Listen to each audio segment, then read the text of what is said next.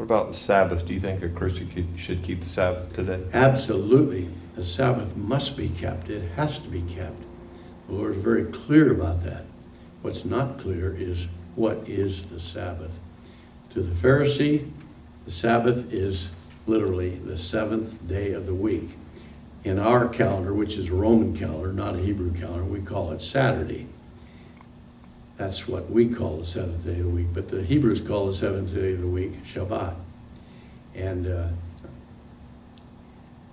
so they were commanded that every seventh day they were to rest. But in the book of Hebrews it says there is a Sabbath that remains for us.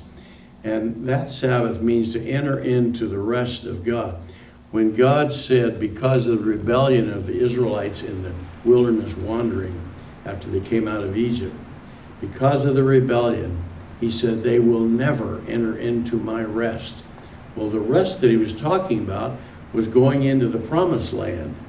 The promised land was full of enemies that had to be fought. It had to be, they had to raise armies, and many of them would die in battle. But the Lord called that entering into rest. Now, the rest meant to be in the place where God wants you to be, putting all your confidence that your salvation and your hope and your life is in his hands. You don't have to work for it.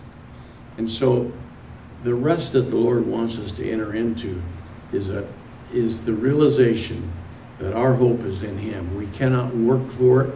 We don't, and any work that we do does not make it any better. It doesn't enhance it. It doesn't make it more secure. Our salvation is entirely in the hands of God. In that we rest. And on that, we do that every moment of every day, not just one day a week. So the Sabbath is a continual presence of realizing that our hope is in the Lord. And that is something we must do. So yes, we have to keep the Sabbath, but not the way the Pharisees saw it.